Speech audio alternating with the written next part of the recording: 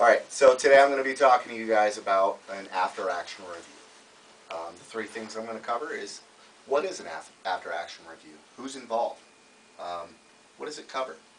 And I'm going to talk to you about how an AAR can be used and when and where it can be used. The last thing I'm going to cover is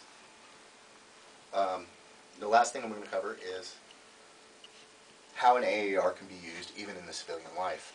Alright, so the first thing is, what is an AAR? You guys are all experts on it. So go ahead and give me the definition of an AAR, after-action review. An after-action review is to go over, if you just did an operation, go over your weaknesses, your strengths. You do 3 ups, 3 downs. Usually you can be held at the smallest level, at the team level, up to brigade level. Okay. Yeah, so it's used within the military system as a tool to make yourself as a team better. Okay? What I mean by that is you can use it at the team level, which is as small as 4 guys. A crew in a truck, 3 guys.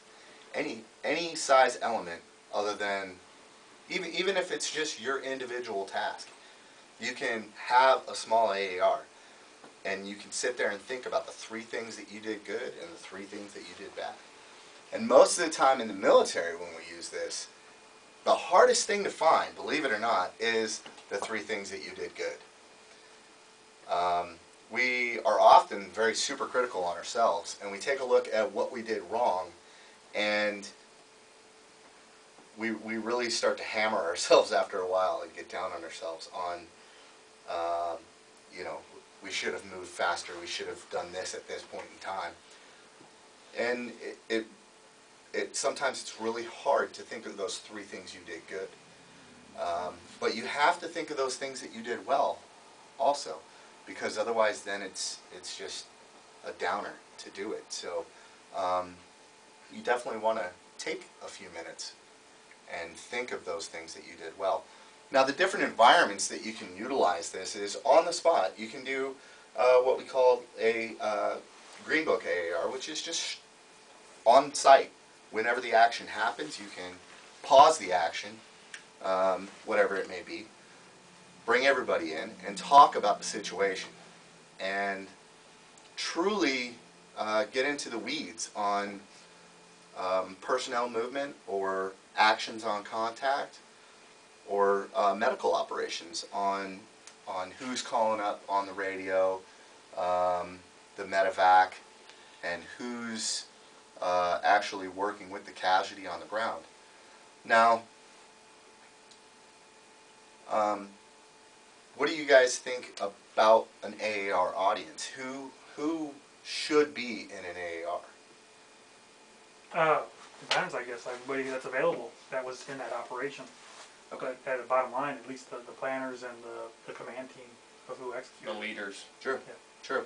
It's always really important to have those leaders there in that AAR. If you have an after-action review with only the soldiers, I'll use that word, or the employees, but not the people that planned the operation, then really you're never going to get anything fixed.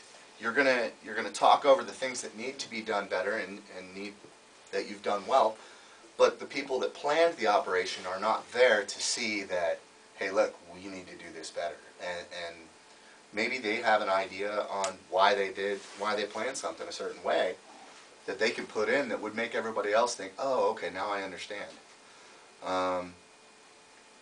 Now, how this could be used in the civilian world is at a normal business. You have a project that's due, you're bidding on a new flabbergabber, whatever that may be, and you want to be the company to build that.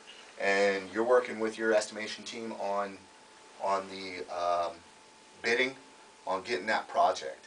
After a couple days, maybe a week, you can go ahead and bring it in together and bring everybody in and be like, oh, hey, kid, all right, what did we do well on this? What do we need to improve on?